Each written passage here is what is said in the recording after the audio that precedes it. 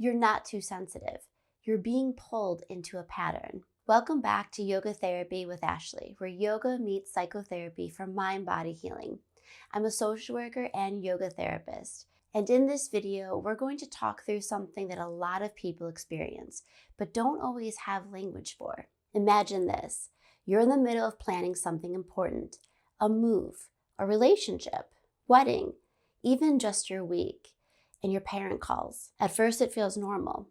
They ask a question, maybe offer an opinion, but then something small comes up, a detail, a decision, something that really doesn't need that much attention. And suddenly you feel a shift. The tone changes, the energy changes. They start repeating themselves, circling the same point, bringing more emotion into it. And now you're not just talking about the thing anymore. You're managing them, trying to keep things calm, trying to reassure, trying to not make it worse. And by the time you hang up, you feel drained, maybe even guilty, like somehow you did something wrong. This is the part that's hard to see when you're inside it, because it doesn't look like control. There's no obvious demand, no clear boundary being crossed, but something in your body knows this wasn't just a conversation. In yoga philosophy, there's a word for this, Avidya, misperception. It's when someone's internal fear becomes their version of reality. So instead of responding to what's actually happening, they're reacting to what they feel is happening. And in a parent-child dynamic, this often shows up as your independence feels like rejection to them. Your decisions feel like distance, even when that's not true. But because it feels true to them, they respond from that place. And that's when things start to escalate. Underneath that, there's usually something even deeper. Another concept in yoga, Asmita, over-identification. This is when someone is so attached to a role, they don't know who they are without it. So if a parent has always been the one needed, the one involved, the one at the center of your life, when that starts to shift, it doesn't just feel like change, it feels like loss. And instead of saying that directly, instead of saying, this is hard for me, it comes out sideways through control, guilt, emotional pressure. And this is where you start to feel pulled in, because now there's this push and pull happening. One moment there's closeness, connection, maybe even warmth.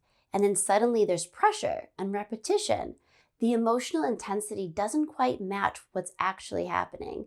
So you feel yourself adjusting, trying to get back to that calm place, trying to smooth it over, or try to make it feel okay again. And if you've been in this dynamic long enough, your instinct is automatic. You explain more, you reassure them, and you try to fix it. Because somewhere along the way, you learn that keeping them regulated keeps your world safe. But here's the part most people don't realize. That push and pull is distracting. It keeps your attention on them, on their reaction, on how to stabilize the situation. And without even realizing it, you start taking responsibility for something that isn't yours. You assume, maybe I didn't explain it well enough.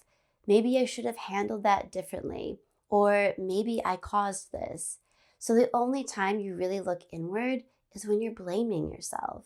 And this is where the shift happens, because real self-awareness isn't self-blame. In yoga, this is called Pratyahara, self-study.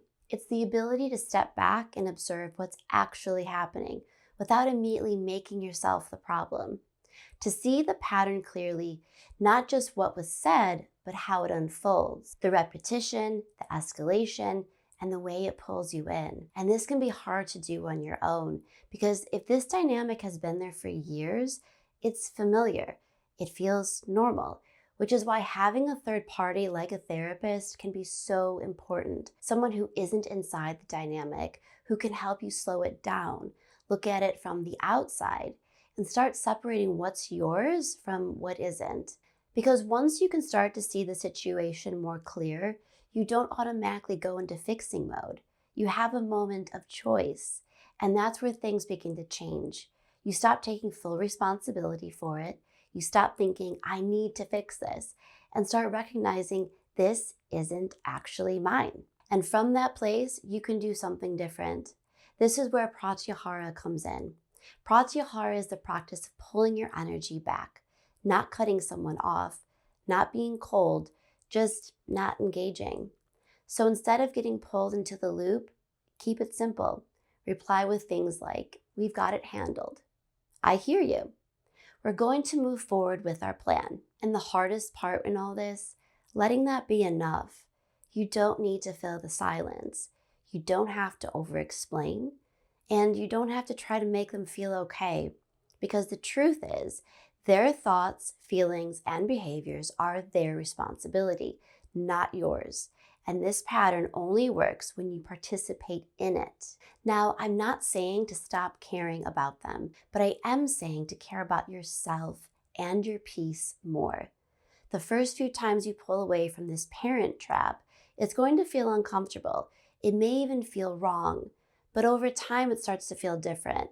It starts to feel like relief, not just for you, but for the people around you who have seen what you've been carrying for years. Because when people see you being mistreated and not setting limits, some of them start to believe that they can do the same. And when you shift the origin of that dynamic, the parent trap, you don't just change that relationship, you change what you allow everywhere. If this resonated with you, subscribe and hit the notification bell for weekly videos combining psychology and yoga for holistic healing. New videos drop every Friday. I'll see you next time.